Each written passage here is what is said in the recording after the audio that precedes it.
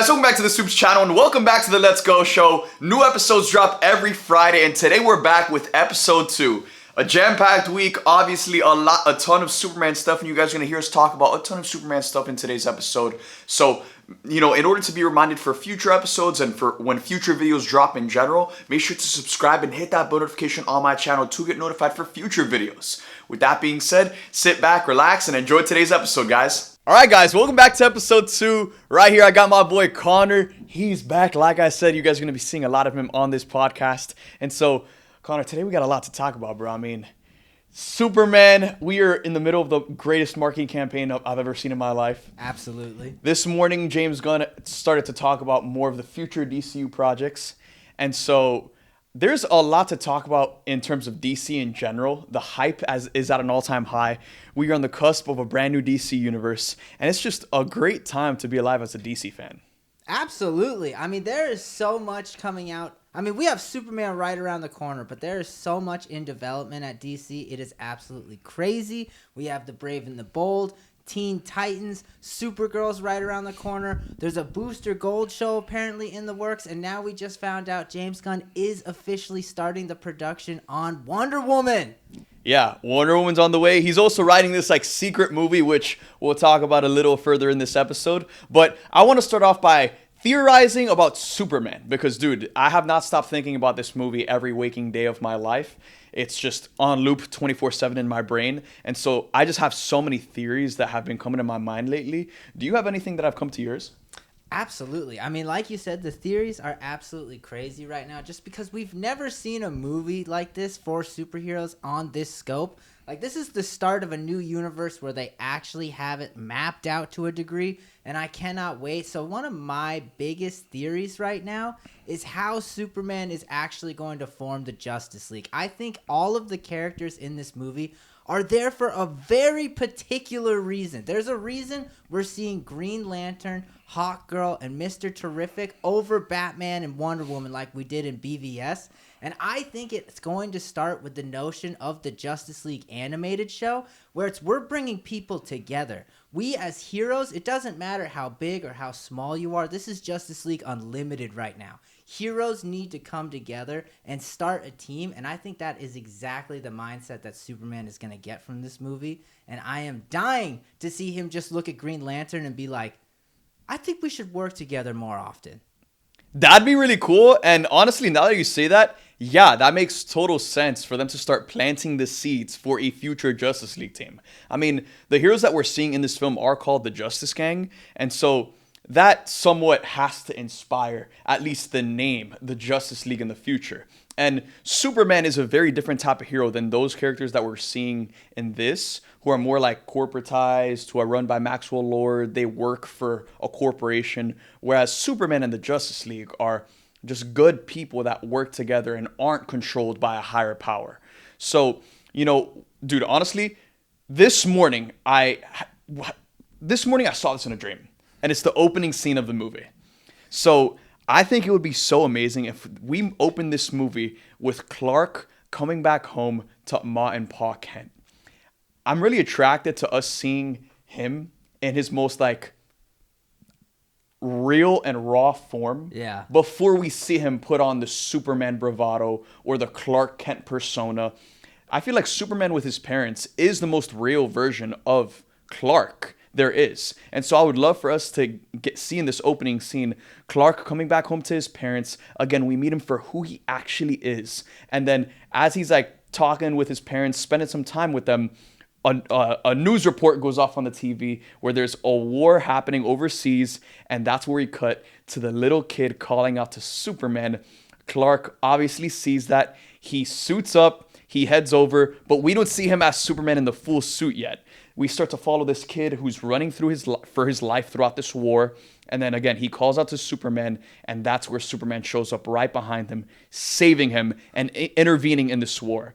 That, to me, is the perfect opening scene for this movie, and I just haven't stopped thinking about it because I need it to happen. I just got chills from that. That sounds absolutely perfect. And what you're talking about, it's making me realize we haven't really seen the true Clark in a lot of projects. There's Clark Kent, the reporter. There's Superman, the alien. And then there's who he is when he's just with his loved ones. I'm assuming it's just going to be the parents in this movie. But one day it will be Lois as well. And I want to see more of that. So I think what you're saying about that being the first shot of you seeing who Superman really is in the first scene, and then the rest of the movie is you seeing him kind of fight with that dichotomy of who he really is, that could be peak. Yeah, dude. I mean, that's what I'm looking so forward to seeing in this film is the multiple different sides of Superman and how who he's around dictates who he is. Yeah. Right? Is he in front of civilians of Metropolis? Because then he has to put it on for them. And even though that persona and that level of strength that he is when he's Superman, even though that's still real and true to him, it's not necessarily truly who he is. The same way the goofy Clark Kent persona is something that he kind of plays up, just so people don't, expect him to be Superman. Yeah. But it's when he's with his parents that he's like the most real version of himself. And so that's why us seeing that version of Superman in the opening scene as we first see him, that is something I'm really attracted to, and I hope it happens. Do you have another theory, like based on Superman the hero? Like anything you think he's going to go through? I mean, honestly, I think that's why this scene just came to me, and just that's why I resonate with like this opening scene theory, is because we're seeing Clark in his most real form, and then we see Superman in his most badass form, which is him showing up behind that kid, saving the day, and intervening in this war and completely stopping it. It's like we're seeing multiple different character intros for the same character, if that makes sense. Yeah. And then the next day he wakes up, and obviously it's going to be a busy day at the Daily Planet. So that's where we see Clark getting up, doing his daily routine. He's putting on his, he's messing up his hair, doing putting on his glasses. And then he shows up to the Daily Planet, and that's where we're introduced to Clark Kent. That sounds so good. I mean, honestly, just from that first or the second trailer I think they dropped, where it's him and Lois doing the interview, and you can see he's already struggling with that dichotomy of trying to follow the rules but also being the better person that he is. Like, I'm so excited to see a ton of that. We saw a little bit of it in Man of Steel, but he kind of just gave up and accepted that humans would never accept him. And that's why for this Superman, I'm excited to see him fighting for himself, fighting for the beliefs that he wants to believe in, and to just make the world a better place. And, dude, another thing I was thinking about was that, like, ever since we saw that interview scene where she's interviewing him as Superman, even though he's in his Clark Kent getup, like, Miss Lane, I haven't gotten that moment out of my brain. I can't wait to hear, like, just from a performance perspective, seeing how David plays all of these different versions of these characters, because already from the trailers, we know his Clark Kent is very different from his Superman. Yes. So what's going to be that other layer to that character where, how he is in front of his parents, or how he is when he's actually just real, raw, and vulnerable and doesn't have to put it up for anyone. That's what I feel like a huge part of the romance in this film is going to revolve around, is Lois starting to get an insight on who Clark really truly is when he isn't around other people or has to like put it on. Exactly. And honestly, I think this whole movie is going to be kind of like, that's going to be the underlying story of this whole movie, is him kind of figuring himself out and establishing himself as this Superman. He's not going to buckle. He's not going to break. And honestly, this just has me thinking about, what is it going to be like when him and Batman have this argument? Like, because Batman is going to take everything that Lois says, but make it on a much grander scale. And like, just the argument of the two of them of what's right and what's wrong and who gets to decide that is going to be so peak. 1000%. I mean, I can't wait to see him meet a Batman or a Wonder Woman or a Flash. It is just so exciting to even think we're going to get to that point, which we are. Yeah. You know what I'm saying? Like, this DCU is here to stay. And that's what I feel like has been resonating with a lot of DC fans and a lot of the general audience. Yeah. Is that this Superman film, of course, there's a lot riding on it, and it's going to dictate a lot in the future. But, there's a plan in place. You know what I'm saying? There's structure to what's happening and what's going on. And so, another one of the things I've been thinking about is how this movie is going to end and set up those future projects. Oh, yeah. Are there- Especially James Gunn has just said that he's already thinking about Superman 2 and that it might not be a standalone movie. There might be someone joining him.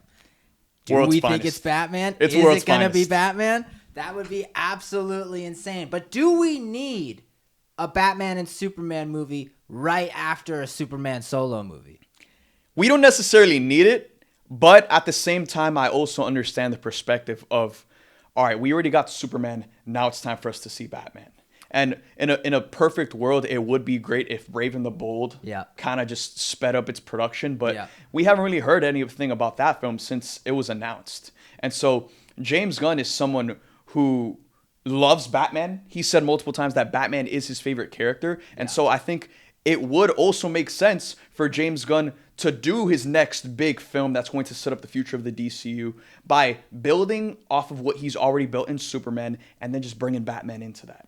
And doing it in a way that is so different from what we saw in BVS, because obviously BVS was supposed to be something similar to that, where it was going to be a film that kind of just launches the whole DC universe, sets up the Justice League. But, you know, a lot of people took it as too much in one film.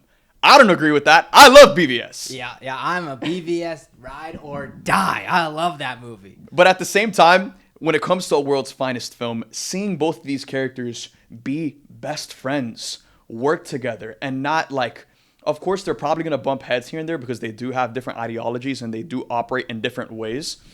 But like, it would just be cool to get a Batman and Superman film where they're boys. I feel like so many of us just want to see that from beginning to end. And honestly, I would say like World's Finest could be like its own Avengers type movie. Like it would have so many heroes and villains in that movie. You could just make Superman 2 after.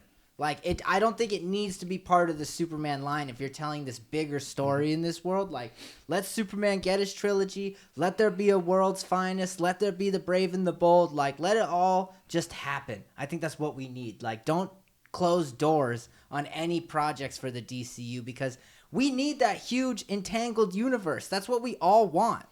And that's another element of it as well, bro, is that I think it's just more important that we see Superman again soon. You know what I'm saying? We've seen with Marvel Phase 4 and 5, they've introduced so many really cool, dope characters, but we don't know if we're ever going to see these characters again. Yep. We're not going to see the Eternals again. Moon Knight, Werewolf by Night, even Shang-Chi, we obviously know we're going to see Shang-Chi in Doomsday, but like it's been years. And for so many of the cooler characters that they've introduced, we don't know if there's a path forward for those characters. So for me, a big part of this DCU that I want to see come to life is us seeing these characters frequently. Superman is obviously kickstarting the DCU in a big way. Let's see him in Supergirl Woman of Tomorrow. Yes. Let's see him in a World's Finest movie where he's, the central figure of that right next to Batman. Yep. Let's see these characters instead of having to wait 5 years for another project where they're the main star in it. Exactly. Like, I love that in the Peacemaker trailer, we're already seeing Hawkgirl and Green Lantern. Mm-hmm. But, hey, I'm not going to say no to Superman in that. I would love that, especially if we have Rick Flag Sr. in this. Like, he's been in every single project for the DCU already, so let's keep it going with that. Just keep the characters in line and have them be showing up in everything. And see, that's like another... See, you just... Bringing up Rick Flag Sr. is such a great point because we obviously met him in Creature Commandos. We know a lot of that character's backstory from that. Now we're going to see him in Superman, and then we're going to see him in Peacemaker next. That's a really exciting storyline to follow, considering that, again, he's on kind of the quest of not only working alongside Amanda Waller, but also getting that revenge against Peacemaker. And that's a through line that we're following throughout multiple different projects. And it's just like, the D plot of Superman. Exactly. If you could do that with a minor character, imagine what you could do with some major characters. Exactly. Like, that would be crazy. Imagine if Peacemaker shows up in Superman. Like, that would be so weird. That would be really weird. But honestly, I feel like that's what Peacemaker is going to play on, is the fact that, the DCU has been introducing all of these big heroes. Yeah. And then you have a character like Peacemaker, who isn't as big, but where does he fit into this world? Because he's still important, just as, you know, the smaller character. And that's what I love about James Gunn, bro, is that he gives light to the smaller characters just as much to the bigger characters. In Superman, we're going to see civilians that play a role in this film, and they get their time to shine just as much as Guy Gardner or Hawkgirl or Mr. Terrific. And so when I'm thinking about Superman, another thing I've also been thinking about is like post-credit scene theories. Do you have any that come to mind? Oh my God. I have so many that come to mind. I have so many that I want to happen. I want to see Batman. I'd love to see, like, I don't think I want to see Darkseid. We don't need like a Thanos type end credit scene yet, but I'd love to see someone big like Vandal Savage or Metallo, someone big that can get you really excited for the future of the DCU. I think we obviously need to see Supergirl. I think a big thing that the DCU can really capitalize on is make the post-credit scenes tie into the next project. Don't have it be like, oh, well, this might be coming in 5 years. This is coming way down the line. It's like, show me Supergirl and let me know that that's the next movie that's coming out. And I think that is just how you keep the hype train going. That's a fantastic point, and I think Supergirl. I think in the post-credit scene, we are gonna see Supergirl show up, and she's gonna get Krypto, because we know Krypto is Supergirl's dog, and Superman is kind of just babysitting Krypto right now. We've seen in multiple different pieces of like newspaper and interviews that they've given for the film that Superman is just like kind of fostering Krypto for a little bit. I mean, Lois didn't even know that he had a dog. Exactly. Like, it's crazy. Exactly. So I think it would make total sense for us to see Supergirl show up in the post-credits scene, and she gets Krypto after, I don't know, maybe she was like on vacation or something. Yeah. And then her and Krypto go off, and that leads straight into Supergirl Woman of Tomorrow. Like you said, it is important to build momentum. It is important to have these projects, you know, build off of one another and lead into the next. We all saw how effective that Thunderbolts post-credit scene was by teasing the Fantastic Four. Now, that just gets us all more excited for something like Fantastic Four. I want to see that with Superman leading into Supergirl Woman of Tomorrow. Absolutely. And it has me thinking about Creature Commandos a lot now that we're on the topic about it. Like, that had a ton of cameos and just a very interesting story. And now that we're getting Rick Flag Sr., I wonder if those guys are hidden in this movie anywhere. I know they would be crazy effects to put on them, but I think that would be really interesting, especially with him being the head of Argus right now. And maybe not in Superman, but maybe in Peacemaker. Like, I love this connected universe that James Gunn is building. I would also love to see Lobo. Okay, Lobo like, would people be keep sick. talking about Lobo. He's supposedly going to be in the Supergirl movie. Like, I want to see him for Superman, bruh. Like, Jason Momoa back as Lobo fighting Superman or Supergirl. That's Christmas. That's the best gift you could get. It's going to be so incredible. And see, that's another one of those characters that they're going to introduce, and he's going to steal the show, and he's going to be really cool. And then it's like, yeah, we need to see him again. You know what I'm saying? Yeah. Jason Momoa as Lobo isn't a one-and-done appearance. I feel like we have to see him in multiple projects, especially the more of the cosmic ones. Like, that makes a lot of sense. I feel like he's almost got to be like the early Loki of this universe. Like, he needs to keep showing up, messing people up, and then getting away somehow. Like, that is the Lobo that we all love. And when you have someone like Jason Momoa, who has been fan-casted as Lobo for years, you don't just get rid of him in one. You do not do that. 1,000%. All right, guys. So me and Connor have reassembled once again. Because, dude, we filmed earlier this week exactly what you guys have been seeing. Yeah. But then they decided to drop Superman tickets. They decided to drop a banging final trailer. So we are here to yap about it. And, bro, as soon as the trailer dropped, guys, Connor called me, and we were on FaceTime for, like, literally, like, 30 minutes talking about the trailer. Yeah. And then I had to stop us, and I was like, dude, we got to save this for the pod. So now we're here to talk about the final Superman trailer. Connor, what were your thoughts, your standouts? Talk to me. Bro, there was so much going on in this trailer. It absolutely blew my mind from start to finish. Lex Luthor's monologue in the beginning, holy aura. Like, goosebumps were going up and down me. That, like, he seems so angry, and I'm glad there's not some, like, convoluted plan. He just hates Superman. That's all it comes down to. Genuine hatred. We've talked about this, bro. I think Nicholas Hoult has the opportunity to end up on the number 4 spot on the Mount Rushmore of live action comic book movie villains. Absolutely. I think of Thanos. I think of Heath Ledger's Joker. I think of Willem Dafoe's Green Goblin. I think he can end up on that number 4 spot, and that trailer just supported that prediction. Absolutely. I think he definitely needs to go on that number 4 spot, if not higher after this movie comes out, because he is playing a generational Lex Luthor. But there's more. There's more I gotta talk about. Like, dude, all of the little things we saw in this trailer. Baby Joey, that was insane. That was insane. And there were so many little moments, like when Crypto and him were tag teaming the Lex like trooper, bro. You have Crypto taking off his helmet, Superman doing a 360 winding up his shot and hitting him in the face, and then the teeth come out and hit the camera. Like, I have a feeling this is going to be a very video gamey movie where the camera operates like they do in video games. Dude, I mean, just moment after moment, it feels like they just let the brakes off on this trailer. They were like, all right, this is the final trailer we're dropping for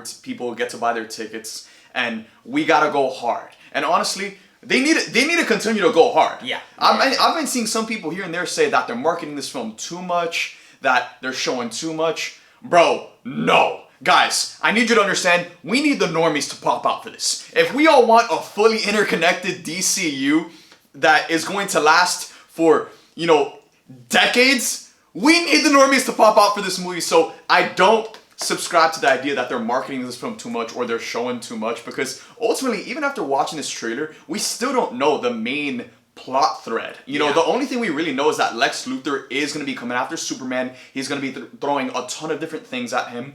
And in this trailer, we got to see a lot of that.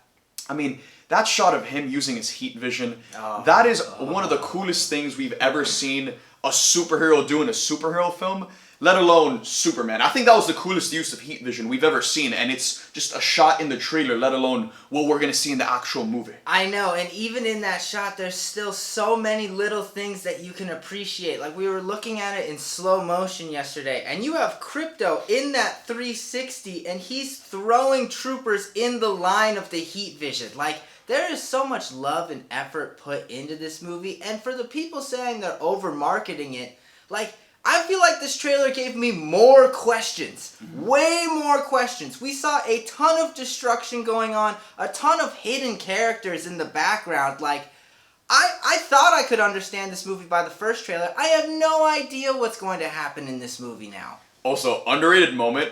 It wasn't even like a moment in the trailer, but it was that one shot of Lois flying Mr. Terrific's ship, and you just see Perry White in the background with a cigar, locked in his mouth.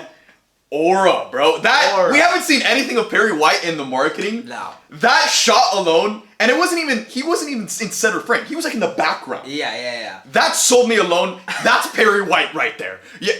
Superman himself could not take that cigar out of that man's mouth. No, not at all. And it's funny because I saw another behind the scenes photo where he's in the Daily Planet with a cigar in his mouth too. So this guy's going to be rocking that for the whole movie. I can feel it. And I thought of something yesterday that I wanted to talk about. And it's how these 3 main trailers have impacted like me, and I'm assuming a lot of other people. And it's really like the first trailer gave me hope, The second trailer got me excited, and this one gives me hype. This one gives me, like, energy. Like, I am feeling it with this one. Yeah, it's so true. Every single trailer has had, like, a different vibe, while still maintaining that overall sense of joy. Yeah. You know what I'm saying? Like, this is a joyous Superman. This is a joyous film with a great message, and, I think it's the most comic book looking film I've ever seen in my life. Like, from the way the action is shot, to the colors, to all of the characters being just so naturally themselves. It's a comic book film that embraces the fact that it's a comic book film. We're not, all due respect to Christopher Nolan, we're not shying away from anything here. And I was talking about this with you yesterday. Imagine the day, all due respect Christopher Nolan, all due respect Matt Reeves. I love their movies. And I love what Matt Reeves is doing with the Batman. But imagine the day we get a Batman film just like this that fully embraces every element of Batman's lore and doesn't shy away from it for the sake of realism. It embraces the Bat family. It embraces all of the technology and the gadgets. It embraces the fantastical villains. What we're getting with Superman right now is what I also want to see from Batman in the DCU. Absolutely, absolutely. I think it's like we're in such a weird time when you're on the younger age of things, because from like the 60s to, you know, Christopher Nolan's Batman, things were very campy and very comic booky. And then in the 2000s, 2010s, they wanted to take the more realism approach. And it feels like that's all we've gotten from DC for like 10, 15 years. And so now that we're back, it's just like, okay, I can reappreciate all the gritty and realness that was the 2000s, the 2010s, because this is what real comic book movies are supposed to be like. Fun, campy, colorful, serious. It can be anything you want in a real comic book movie, and that's finally what we're getting again with DC. We're hitting $1 billion, chat. Straight up. Absolutely hitting $1 billion. Straight up. We're hitting $1 billion. And I just want to say one more theory that I have, and this could be crazy. This could be crazy.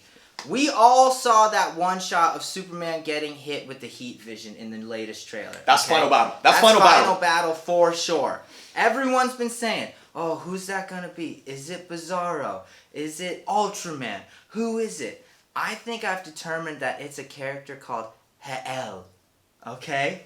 Whoa. Okay? And that is a combination of human DNA and Kryptonian DNA to make somewhat of a Bizarro type clone, but not Bizarro. This is going to be, and the thing that gives it away is you can see in this trailer, he's kind of got like long hair, he looks rugged. That's exactly who Hel looks like. I mean, it's very interesting. That's a great theory. And I could see James Gunn pulling a random character like that, because he only appeared in the New 52. He was going to replace Bizarro. Then they decided he's too cool. We got to make him our own character. So he's a fairly new one, but he's got all the powers of Superman. He's got long hair. He's a clone created by Lex. I think we're cooking right now. Yeah, that sounds like a great theory. I mean, regardless, that is Final Battle. That is And Final I do think we are going to see David Cornsweet playing this evil clone, which I am so excited for. Again, we haven't seen any of that. Here, we're just seeing him fight that character, and he has the longer hair, and the hair is obviously covering his face. Yeah. But I do think that is going to be David Cornsweet on the opposing end, as well as obviously playing Superman. And it's just going to make for such an epic battle and such a great performance, because David already looks like he's just eating it up as Superman. Yes. Let alone the Final Battle villain. I know, bro. I know. It's going to be crazy. And so you guys have heard it first. We think David Cornsweet is going to be that guy, and there's a possibility he might be a character called Hel. You've heard it here first. We're calling it right now. So again, let us know in the comment section down below what you guys thought of the final trailer for Superman. We are excited for this movie beyond belief, and we're going to continue to talk about it on this show week to week leading up to the film's actual release. And we got some exciting stuff in the works, man. Let me just say that. So let's keep it going, guys. Talk to you later. Now, guys, one film I wanted to talk about that just released this week is Predator: Killer of Killers. This film has been on my radar ever since they released the first trailer and started talking more about just that this was going to be an anthology film. It's going to focus on multiple different characters from different time periods taking on the Predators. That is something that I've always wanted to see with this franchise. And when I finally got the chance to watch the movie this week, it freaking blew me away, and it felt like an Avengers level Predator movie. If you haven't seen the film, it's now on Hulu. It's so good. I cannot recommend it enough. Connor, did you get the chance to check that out? What were your thoughts? Talk to me. I absolutely got to check it out. I have been wanting to see this movie for months now, ever since that first trailer dropped, because the first trailer was so interesting. Like, all these different time periods with all these different Predators. Like, it just went so hard, and the animation was so clean and so cool. I think more projects like this, like when you have Alien, when you have Predators, you have to do an animated project just to, like, raise the level of intensity of action. It was just beautiful from start to finish. My only complaint was that it was too short. Like, I wanted it to go on for hours. I could have sat on my couch for the whole day watching that movie if they had decided to make it that long. It was peak. Yeah, for those of you guys who don't know, Predator: Killer of Killers follows three different stories. One is a Viking story, another one is samurai, and another one is a World War II pilot, and all of them is about these different characters taking on predators in their respective time periods. And then the entire third act is about all of these different stories connecting. And that's something I didn't really expect from this film. I thought it was just going to be a clean anthology, all of these separate stories, and that's it. But no, they bring it all together. And to me, it just sets up the biggest Predator story we could ever see with this franchise. Dan Trachtenberg, who came in for this franchise and directed Prey. Now he's directed Killer of Killers. He's also directing Predator Badlands, which is set to release this November. And he's already working on the next Predator film after that. And I can't give this man enough credit because, in my opinion, he completely saved this franchise. And I've never been more invested than I am right now. This is what happens when you give someone who loves the IP they're working on, like, full rights. He is going non-stop, just crushing it. And you mentioned how this movie connects all three stories. Can we talk about how it does a little more than that? A little more than that, than just connecting the three stories? He's connecting Prey. He's connecting the originals. He's bringing it all into one movie and summing it up into something that's going to be so big and so juicy in the next couple of years. 1000%. I mean, it's like, we got to get the next film in theaters. I don't care if it's going to be animated or live action or whatever the case may be.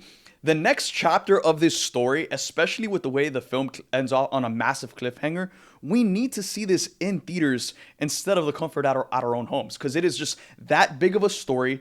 And I genuinely can't think of a bigger Predator story they can tell than, Torres and the samurai dude reuniting with the Viking girl to defeat this Predator king who rules this world that we're gonna see in Badlands. Yeah, like, who speaks that was too. Crazy. Like, it's genuinely insane. And so shout out to Dan Trachtenberg and the people managing the Predator franchise, because that has been really fulfilling to see come to light. Same thing with the Alien franchise. We have Alien Earth coming out pretty soon. Can we talk about that? Dude, talk, please. Can we please talk about how cool Alien Earth looks? Like, we have 5 different species coming to Earth, and it just looks absolutely insane. The VFX on that first trailer that dropped last week look movie worthy. Like, I was sold. At first I was like, oh no, what if this might be just like a cash grab on the Alien name? Now I'm looking at it and I'm like, this is Romulus level hype. This looks awesome. And I really just want to talk about these two franchises might be leading towards a collab in the future. Like, we are seeing so many connections between the two of them. I think it would be such a missed opportunity if we don't get a new Alien vs. Predator in the next 5 years. We're definitely going to get that at some point. I mean, in Badlands, Elle Fanning's character, she's like a droid. Yep.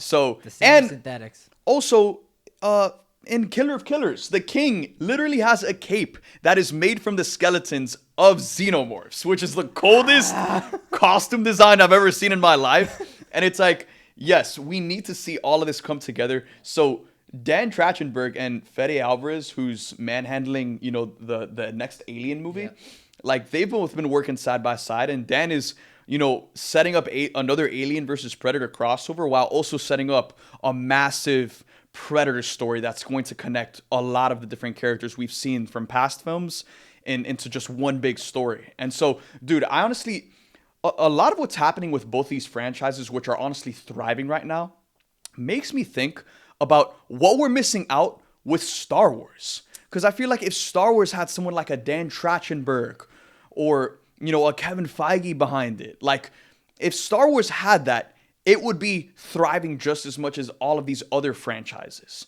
But it's not. So what are some of the things that you think Star Wars needs to do that these other franchises are doing in order to, like, come back and just really thrive?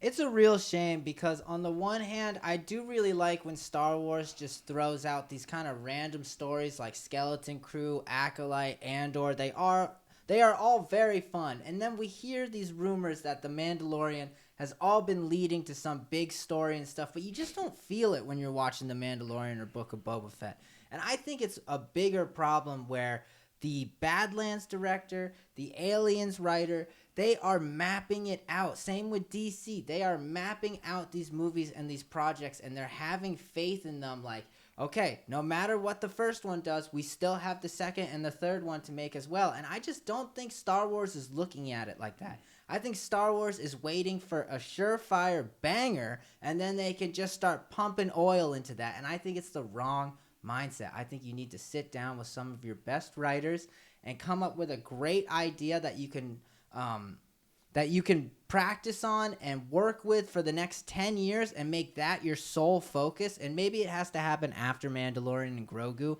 but we got to get there because there are so many moving pieces in Star Wars right now, with Ahsoka in a different world. Cal Kestis is in a different universe. The Mandalorian, who knows what he's really up to right now? Skeleton Crew, where are they? Like, we just need a more concrete story for people to follow and feel good about watching the next project. Yeah, I agree. I mean, right now there's just been so many, I guess, different projects that are their own thing and don't really have longevity to them. And I think, right now Star Wars has been in the process over the last few years of just kind of throwing stuff at the wall and seeing what sticks. Like, I'm excited for Mando and Grogu. I'm excited for their Starfighter movie with Ryan Gosling and Sean Levy. But at the same time, those don't necessarily come off to me as projects that are going to build the story of Star Wars and bring this universe together and just like, and shepherd in a new era of Star Wars. You know what I'm saying? It kind of feels like they're just like, oh, Sean Levy, you want to make a Star Wars movie? Make it. Taika Waititi, you want to make a Star Wars movie? Go make it. James Mangold, you want to make a Star Wars movie? Go make it. But there's not necessarily a plan in place to like build a story that brings the universe together, which is kind of what Star Wars was built on. I know. And when you look at all of the projects for Star Wars that have been canceled in the past couple of years on top of that have been made, it's just rough. Like, it feels like they have no faith in it, and it's very disheartening. You look at the beginning of when Disney bought Star Wars, you had the sequel trilogy, flaws or whatever, like, at least they had somewhat of an idea that they wanted to continue the story without really knowing how it would end. But then you have Rogue One and you have Solo, and as soon as Solo came out and people didn't like it, it seemed like Disney immediately backtracked, and it was the same type of process for when the sequels were done. Disney was kind of like, we don't know what to do, or at least that's what it looked like. And so they started just throwing things at the wall, trying to do lesser projects. We'll stay away from movies. We'll start doing TV shows, let people just explore the universe. And it's just not really hitting. I like Andor. I like The Acolyte. I love Skeleton Crew. I liked all of those because I love Star Wars. But I'm missing the larger story that makes me care about this universe. The scale, man. Like, say what you want about the sequel trilogy, but even then with the sequels, like, you watch those trailers and you're just like, damn, there is scale to this. Yes. Like, this is the Star Wars story happening right now. And I'm not even a fan of the sequels. But, you compare that to, like, what we're getting now, and it's just like, damn, like, has Star Wars just been reduced to, like, weekly Disney Plus shows? I know. Or are we going to get back to making events?